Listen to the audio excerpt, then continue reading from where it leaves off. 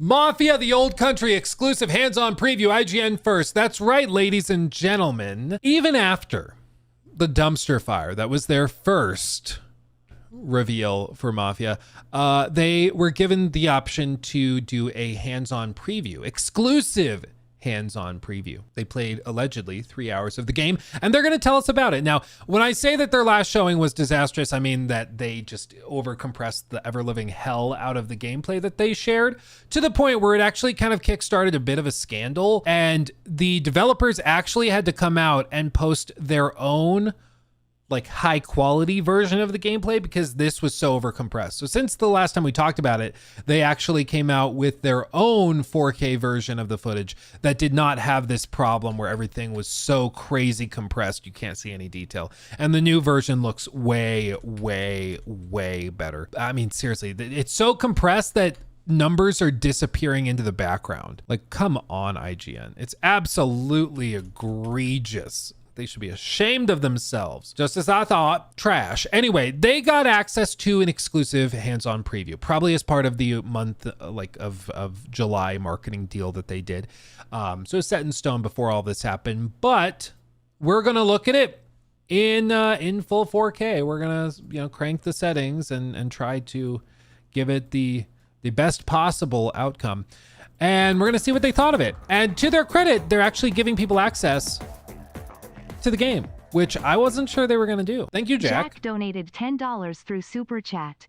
They can't keep getting away with it. I know they can't, but they do. I think what it is like a lot of the people that work at these marketing firms that do the marketing for like a Mafia game or a 2K game, they are like industry guys. So a lot of them have known the guys over at IGN for decades. Like they've known them for 20 years going back into like the early 2000s. And so it's just like, yeah, if you want to promote your game, you go to IGN. Even though, no joke, if they gave this exclusive gameplay showing to like Digital Foundry and let them put it out at full quality, I think it would work way better. It'd be received way better. And I probably honestly would get more views on YouTube at least. Like it's literally, they just have to get over this idea that the only way you promote it is with the big like established outlet, because the established outlet, IGN, objectively does a worse job than some of these indie outlets. I know Digital Foundry is owned by a parent company, but you get what I mean. Like, go to a team that actually knows what they're doing instead of just like the generic IGN team. But anyway, continue on. Before I sat down to play about 3 hours of Mafia: The Old Country. This is the guy that gave Alien Isolation like a 4. We were just talking about that earlier on stream. Ryan McCaffrey, that's the guy. Shout out. Hangar 13 president Nick Baines repeatedly mentioned his team's desire for players to finish this prequel story. And so with that goal in mind, the latest Mafia game turns back the clock both chronologically, it's set in the early 1900s in Sicily, and in game design as well. It also makes me think that the game's going to be short. Doesn't it? That sounds like if one of your chief priorities is everybody needs to finish it, it sounds like it's going to be short. But again, that's not necessarily a bad thing, but it definitely sounds like it's going to be short. Mafia 3, though very good, went full open world, and the developers seem to feel similarly about it in hindsight as players did. It just didn't fit Mafia well. The first two Mafias were gorgeous, narrative-driven, linear games set against the backdrop of a stunning and highly detailed world that, while explorable, really only existed as a beautiful backdrop for your main mission, rather than trying to keep you busy with menial tasks and side quests. Yeah, it's the set in which the play takes place.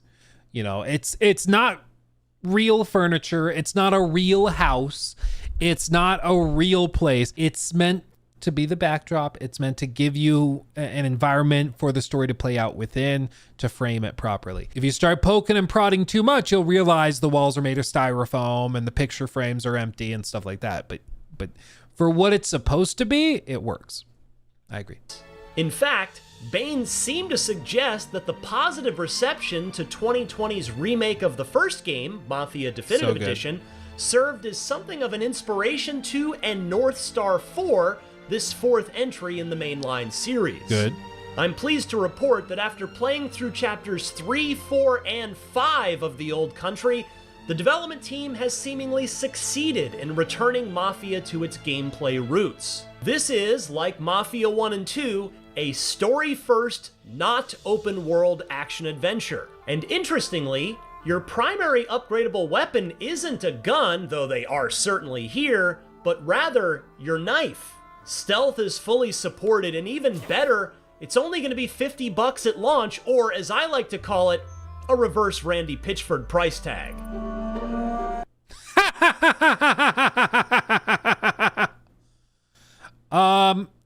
I think that if they're saying they played 3 hours of the game, they got through chapters 3, 4, and 5, or whatever he said. That makes me think that it's probably, I want to know how many chapters, because if each chapter is an hour long, 12 chapters, okay, we're playing. Because I think a lot of people are saying 5 hours, too short.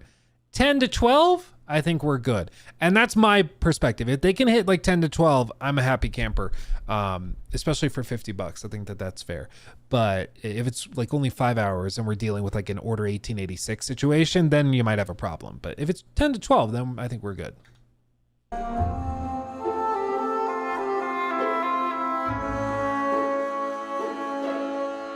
When I first picked up the controller, playing on a high-end PC, which is where the footage you're seeing here came from, it's the early 1900s and late teenager Enzo Favara has recently escaped the sulfur mines he spent his childhood laboring in and started to become his own free man while working in the vineyard of Don Teresi, a Sicilian mafioso who protects the people and property of the region from the thieving bandits that lurk in the hills in exchange for monthly protection payments, of course. A pleasure, as always. I really like how The Old Country tries to depict Enzo's progression from a very innocent kid into a bound-by-blood, fully vetted member of the Teresi outfit who's got the green light to do anything he thinks needs to be done for the good of the family.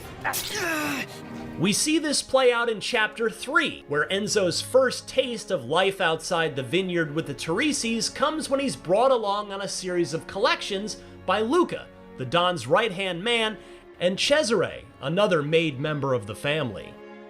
Luca and Cesare are essentially the mafioso version of an angel and devil on your shoulders, where Luca preaches patience and using violence only as a last resort, while Cesare is more of a shoot first and ask questions later kind of guy. We let him act tough in front of the boy. And then we remind him of his obligations.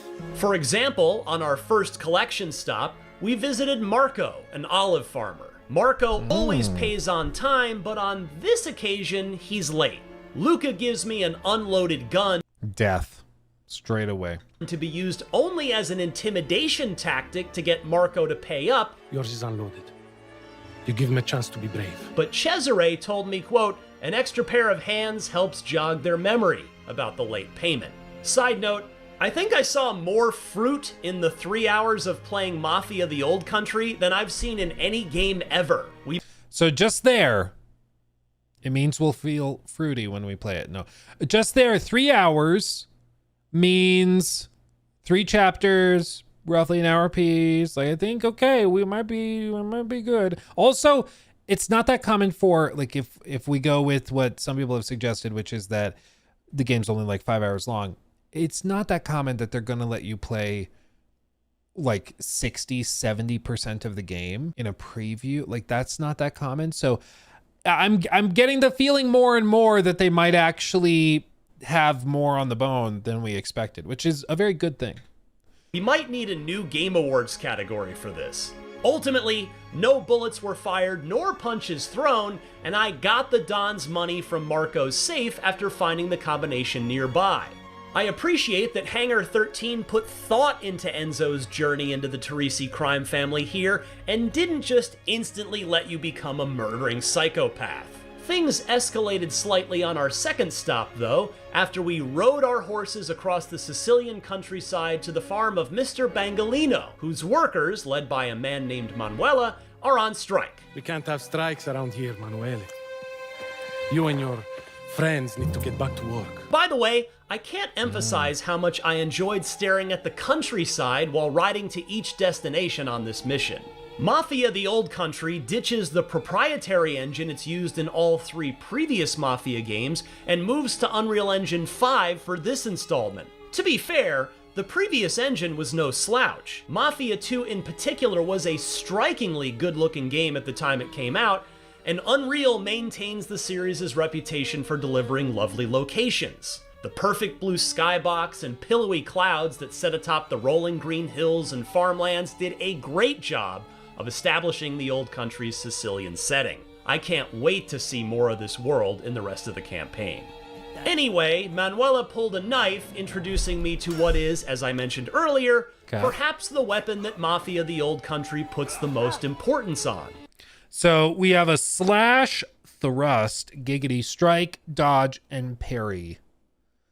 B-Y-A-A. Okay. I'm tracking. You can unlock and earn new knives, and each has unique modifying properties, giving you a reason beyond the cosmetic appearance of each blade to choose a specific one that suits your combat preferences. You've got a lot of moves in a knife fight: thrusts, slashes, parries, and dodges. Like in the Batman Arkham games, heavy attacks can't be parried and must instead be dodged. And there was still one final collection error. Oh, I will say this environment, look behind the camera. That looks nice. I like that. It's the soft shadows, the soft lighting. I love that stuff. That looks clean. I will say we've seen mostly what seems to be PC footage so far. I don't think we've seen hardly any, if any, console footage. So, performance on consoles is going to be a question mark for sure. Historically, Unreal Engine games kind of like this. They tend to run at pretty low resolutions on console, and they just use like whatever FSR or whatever it is to crank it up.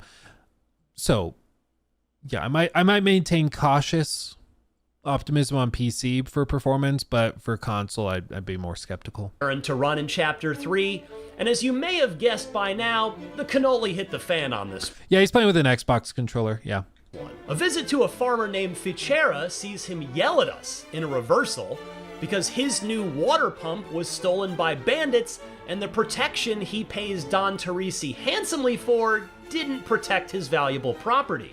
It's finally here that the patient Luca tells Enzo that he's got free reign to put live ammo in his gun and not be afraid to pull the trigger, as these lawless bandits were effectively putting their hands in the Don's pocket by stealing from Ficera. We can't have them. This leads to a hunt up the hillside through 2 separate bandit camps before we finally squared off with, and shot many bullets into, the dozen or so wayward thieves that stood between us and the water. Also, this is cool. Did you see what just happened? Did you see what just happened? Watch Enzo's right arm. Into the dozen or so wayward thieves that stood between us and the water pump. You see that? When he heals using the bandage, it stays on his arm. Just like in The Last of Us Part 2. I kind of like that. I like that little touch. They stole.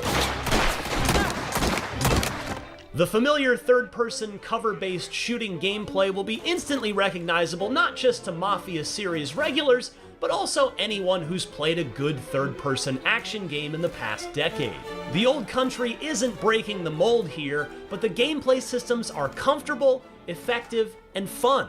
Less comfortable, at least for me, was the cutscene that followed the death of the last of the bandits, when Cesare cuts off the finger of one of the bandits, takes his gold ring as a bonus payment for his troubles, and tosses the detached digit into the well. Could be pure gold. He's got no use for it now. Dude, that's hardcore. You're gonna kill the dude by throwing him in a well, and you still cut off his finger just to get to the ring? That's hardcore, dude. That's hardcore.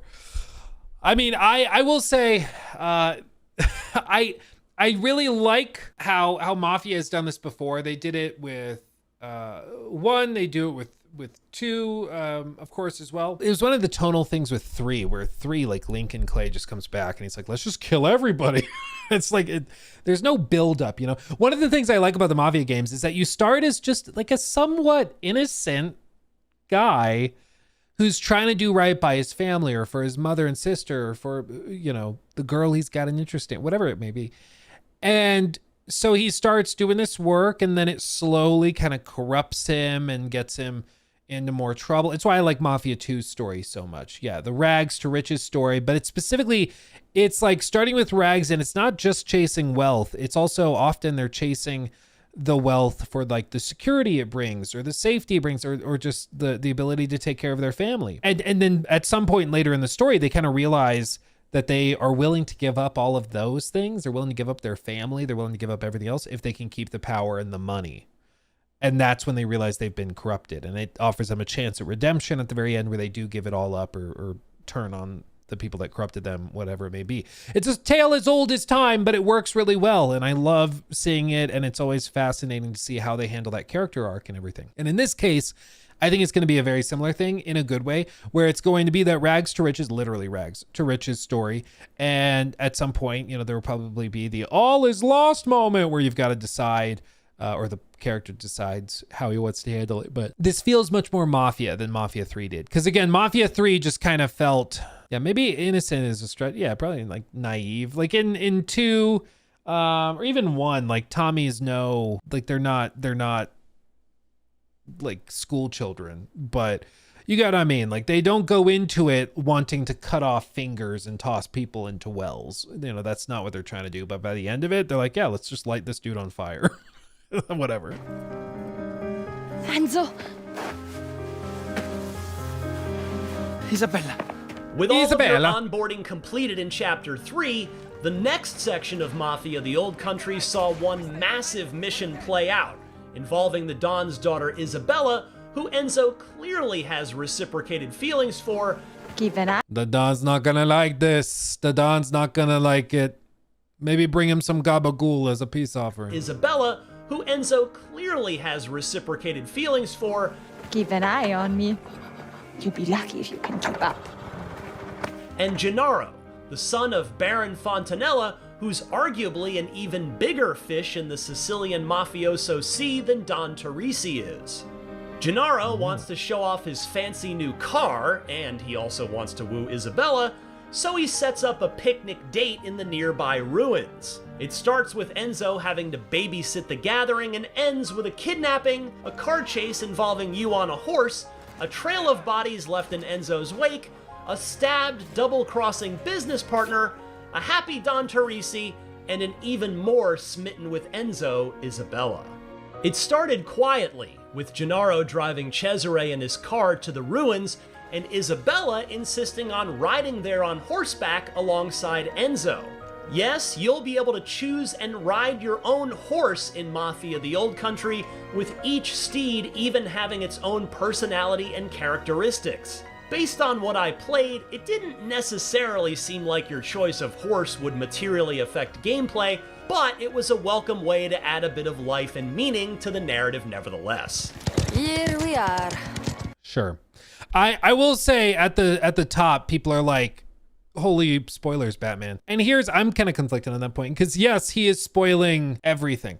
No, but the reason I'm conflicted over that is because one of the frustrations we've had with this game is that they really have not shared much at all. Like, we're still debating whether the game is 4 hours long, you know, and to be only a few weeks out from launch and to still have that question is not typically what you want. Like, there's a lot of question marks over the game, and this is answering a lot of them at the cost of spoilers, but to a certain extent, I'm not sure how much you could explain without spoiling some elements and showcasing it. So I think it's just par for the course. I am surprised that they are so open to IGN being so specific, because like they could offer just, only use gameplay from the first hour of your gameplay. You can describe stuff, but please steer clear of story spoilers, and they could have done that. But they're seemingly open to this much being revealed, which again makes me think that they have a lot more to this than we thought, which is a good thing. Because also, everything we're hearing, he's saying he played through the first 5 chapters, And everything he's described thus far really sounds like tutorial sections, you know? Like, it really sounds, okay, we're going to learn how to handle bandits, you know, because the bandits broke in and we're establishing the relationship with the Dawn. That's like one of the first things that you do. And then, you know, with this one, you're establishing the relationship between you and Isabella. And so we have to establish that. So all of this sounds like Act 1, basically, to me, which if Act 1 is already taking you through like 5 chapters and, you know, a solid 4 or 5 hours of gameplay total, that I think works. I think that's a decent pace to clip along with. So it's actually, even though, yes, he's spoiling some tidbits that would have been fun to discover, I do think that it's probably doing more good than harm for the game, because it's telling us a lot more about it and it's making the game much more real, because up until this point it's been so locked down that we just don't know much anything about it. A pit stop en route to the ruins showed off the camera you can take pictures of scenic spots with. Have you ever used one of these before? Unfortunately, it was the only opportunity I had to use it in the 3 hours I played, but hopefully you get to use it semi-regularly over the course of the campaign. You're also introduced to the driving mechanics of the Old Country after you rendezvous with Cesare and Isabella in the form of a low-stakes race around the ruins, perhaps a nod to one of Mafia 1's most infamous missions. Oh yeah. But while Cesare and This one's probably completable though. What just happened with this crop? Enzo are messing around. Oh, did that glitch? Watch the lower black bars. The lower bar shows up before the top one does. Mafia 1's most infamous missions. But while Cesare and Enzo are messing around with Gennaro's car during his date with Isabella, that was weird. Bandits, I won't spoil their identity here, swooped in with guns blazing and kidnapped them both. They were really only after Gennaro, and having to take Isabella as well proved to be, well, you can imagine it ended up complicating things severely for the kidnappers. I got to wield a shotgun in this. So that, what he just showed was like one of the big, like, didn't see it? You didn't see, okay, what do we, see this massive black bar, but no black bar at the top? Cesare and Enzo are messing. And then the black bar shows up. You see? You see? Mafia 1's most infamous missions. Or am I just like having a mental breakdown? Is this not here? Like, the big black bar and then the black bar pops up at the top. Cesare and Enzo are messing. Now the top black bar shows up. Okay, yes. You guys see what I'm saying? Okay. But this, you're about to see, these quick shots are one of the things, funnily enough, Digital Foundry mentioned this with the Witcher 4 preview. It's a trait of Unreal Engine. And if somebody in chat has worked with Unreal Engine and knows why this is, please tell me. It's obviously video editing. I mean, it might be. I don't know why IGN would cut in a black bar into the bottom of the frame. Like, it cuts into the UI. I mean, maybe this is IGN and they cut it this way, so I don't know. At this point, I wouldn't put it past IGN doing something stupid like that. You never know. But anyway, whether this is IGN or the game glitching, I have no idea at this point. Unfortunately, it could very well just be IGN. But having said that, with this, you'll see it with the quick cuts. They mentioned this, Digital Foundry mentioned this with the Witcher 4 preview, where basically every time the camera changes, there's a stutter for like a frame where it holds the frame one extra like frame. And so it creates just a slight delay when the cameras are swapping back and forth. And you might not even notice it if you're not like aware that it happens, but it's just jarring enough that it makes everything feel like a little stuttery when the camera is swapping very quickly back and forth like this, just like that. But again, you kind of have to have the eye for it. You got to be able to see it. It's a typical Unreal Engine 5 thing. Yeah, exactly. It's very common for them. It's just something they do. I got to wield a shotgun in this segment and found that it packed. Like, to be clear, you get used to it quickly, but it's still too bad that Epic Games hasn't figured out a way to deal with it, because you'd think they'd figure it out, but a satisfying punch. There was no bringing a knife, let alone stealth chokeouts, to a gunfight here. I brought Enzo in with an itchy trigger finger. After the aforementioned chase, I was able to run down their wagon and gun down plenty of the kidnapping cadre and rescue Isabella, who rewarded Enzo with a kiss. Aww. Don't tell the Don. But while Cesare brought Isabella back home, Enzo still had to get Gennaro back, because returning without either one would leave Enzo equally dead from either father. It's this section that allowed me to really unleash my inner Sam Fisher, as it was set up for stealth rather nicely in an open area, letting me pick my path and remain undetected. If you give me a stealth option in a game, I'm gonna take it 9 times out of 10, and Mafia: The Old Country was no different. Yeah. The developers later told me that they don't expect most players to make it through the entire area, which was admittedly quite large and stocked with a ton of bad guys, without alerting anyone. I took this as a personal challenge, and while I held out for quite a while, eventually I did get spotted and had to start shooting.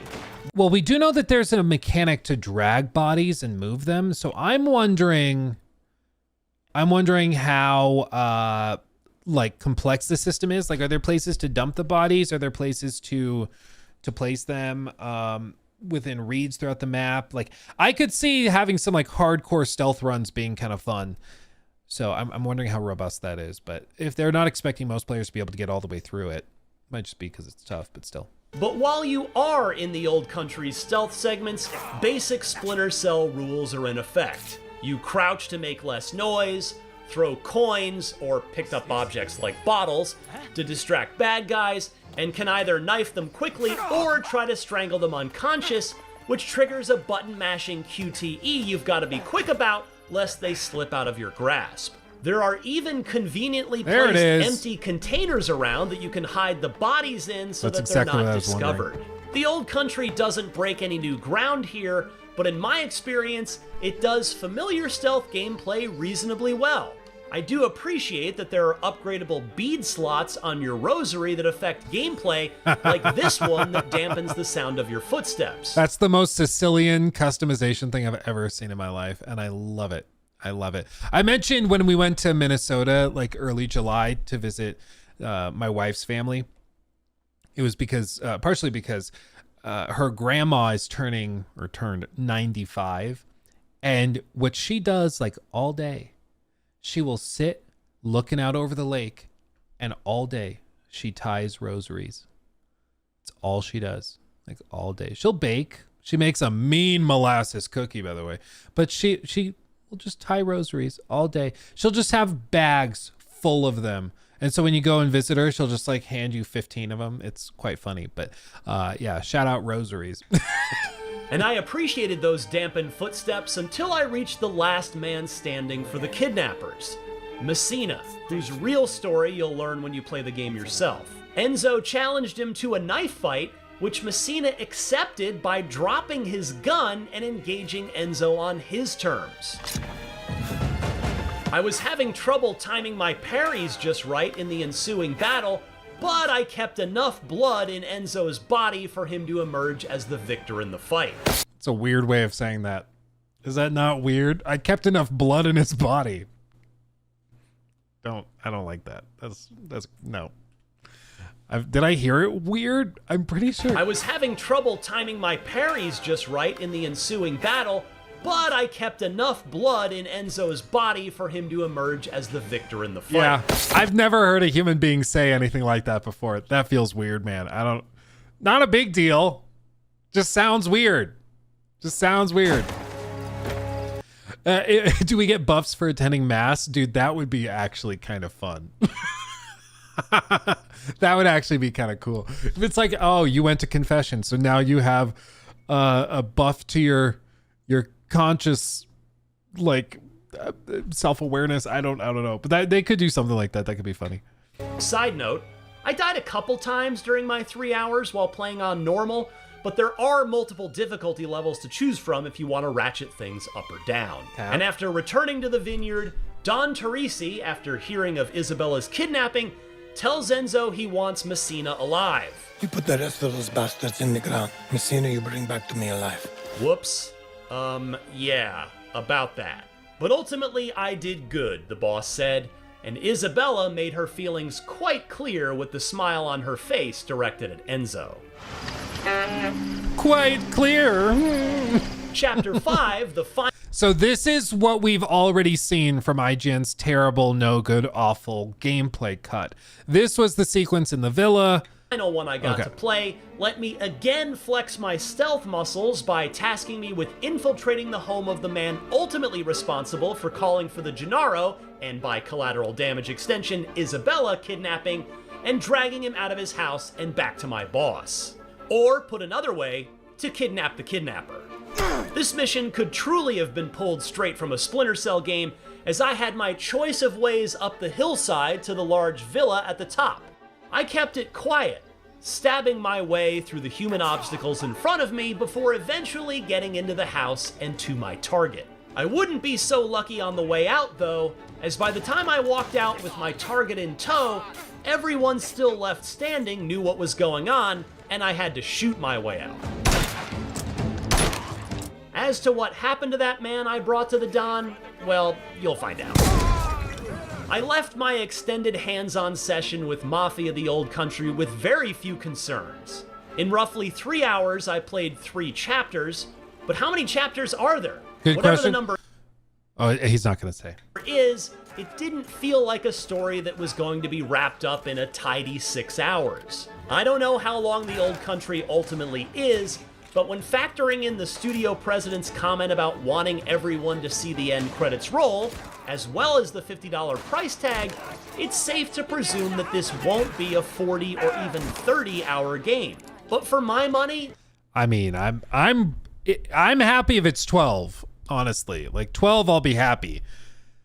But then again, like it's funny because I would have said the exact same thing if I played the first 2 hours, 3 hours of The Order 1886. I would have been like, this doesn't feel like a story that's going to wrap up in 6 hours. And it didn't. It just ended. It was just over. Like, yeah, no, that was true. And it just didn't end. It didn't wrap up in 10 hours. It just stopped. Just full stop. So I really hope, again, this is why it's good to keep expectations low. So when they surpass your expectations, you're blown away. Do you guys remember us talking about Expedition 33 like 6 months ago? I remember I did a whole segment where I was like, I just feel like it's a small team of like 30 something people and the production quality is crazy high. I'm braced for this thing to be like 8 hours long, maybe. And I'll be, if it's there, it's a small indie team, I can support it. I just hope there's more of it, but I'm guessing it's going to be like 8 hours.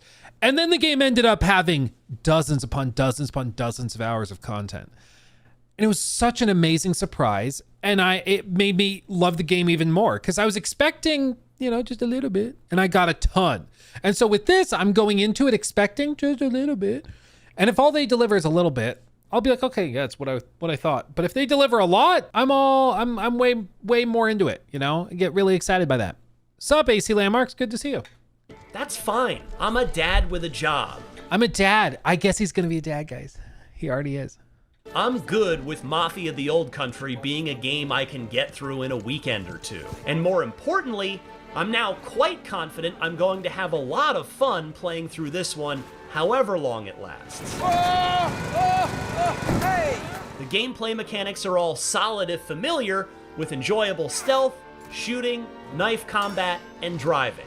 And perhaps the most important ingredient in a Mafia game, the story, had me engaged and eager to see where it was gonna go. It'll be good to get back to a Mafia 1 and 2 vibe again. Oh, see, it's those little stutters that I think are just a little jarring. Where it was gonna go. It'll be good to This right here, watch when he comes back and he hits him and see the pause. get back to a Mafia 1 and 2 vibe. That little stutter right there. Not crazy long, but it holds for an extra few frames. Like probably, let me see. 1, 2, okay, 1, 2, 3, 4. Yeah. 2 vibe again. It's been a long time. For more on Mafia: The Old Country, don't miss our exclusive gameplay from last week, as well as the official story trailer. And It's okay. You can miss it. Go watch it on the actual Mafia channel. It looks way better. So yeah, I mean, overall, I think the preview, this has done a large amount of good for the, like, selling the game. I think this was a good preview in that pursuit. I do think it's surprising to see how much they were comfortable with IGN sharing. Because again, you got to remember, like, yeah, we can make jokes. IGN is just, you know, spoiling everything, but they will not say anything the devs are not comfortable with them saying. If the devs say, don't show the sequence on horseback, they're not allowed to show it. If they say, don't show the cutscene where they're talking about this or that, they won't show it. Like, this is how this works. It's part of the agreement. When you go, you sign the embargo and you agree to certain things being shown and not being shown. So for example, they might be saying, don't show the menus, because we didn't see a whole lot in the menus. We saw a couple of shots of the menus, but maybe, you know, they don't want to share too much of that. So whatever there's, you know, is being said, the developers, the people making the game, feel like it's not going to spoil your experience with it. That's at least historically how these things work. I still get the feeling like this is going to be, you know, maybe like a 12-hour game. I think, you know, Definitive Edition was what, 10 hours? Oh, maybe 12? Yeah, Definitive Edition was about 10 and a half hours. If you did all the side stuff too, it was 13. Completion is 24. That, I think, would be a solid amount of time for something like this. And I at least would be happy with that. I understand there's some people in chat who are like, no, I want more than that with my $50, and that's totally fine. This literally is one of those things where it is subjective. Like, if you feel $50 for a Mafia narrative game is fair, if you like enjoy these types of games, that's awesome. Good for you. But if you're somebody that's like, I can spend $50 on Elden Ring Night Rain and get a lot more hours out of that, that's okay too. Yeah, your money, your choice. Yeah, it's totally fine. Like, it's just up to you. It's your taste and your preference. I'm just telling you from my perspective, I like these kinds of games, and I'm okay if they hit that like 10, 12-hour mark. I'll be a happy camper. Because it seems like everything else is being done really solidly. The one piece of the puzzle, though, that is still very, very present, that I pointed out a handful of times as we've gone through this. This is an Unreal Engine 5 game in the PS5 era, and that means that there's a lot of stutters. And this is running on like a high-end PC. Now, it could be, you know, some PC ports of Unreal games struggle more than the console versions. Maybe the console version is even more optimized. I would think that they'd be showcasing that if that were the case instead of the PC port. But I think console performance is one side of this that I'm a little nervous about, but, you know, we'll see. It's something you'll get used to. It still makes it far from ideal, but sequences like this look beautiful. Like, this is gorgeous, but if it's stuttering every time a camera angle changes, that's also kind of frustrating and annoying. So we'll see. We'll see. Keep an eye on it. Keep an eye on it. I can't wait, though. I really hope they nail this. I really hope they pull it off, because Hangar 13 has been through hell over the last 10 years or so. Waves upon waves of layoffs. Just back in 2022, you may not believe me. I'll pull up an article because you probably aren't going to believe me. Do you guys know the definition of decimation? To decimate. Okay.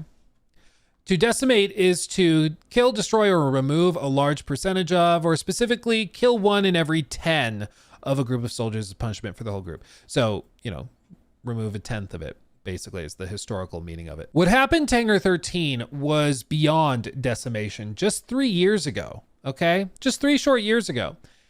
In 2022, May of 2022, in the last 24 hours, 2K Games subsidiary Hangar 13 has laid off dozens of employees across its global offices, with reportedly up to 50 employees dismissed from the Novato, California office that created Mafia 3. They only had 87 employees. They fired 50 of the 87 employees. That's bad. So if they can manage to pull this off, it will be a phoenix rising from the ashes story. It really will be. It'll be remarkable, because that's where they're coming from. 3 short years ago, that's what they were dealing with.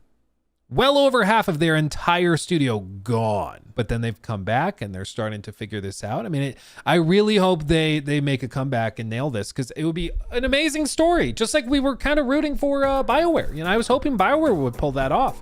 I hope they pull this off. I don't want to see more layoffs. I don't want to see more flops. I want to see more good games. Shocker. So we'll see. I'm really rooting for them. I hope they pull it off. And yeah, I mean, I love my Mafia games. They just need to nail it. They need to do it well. 50 out of 87 is 57.4% of the office, to be precise. Thank you, Burn. Thank you. Thank you. He took my thing.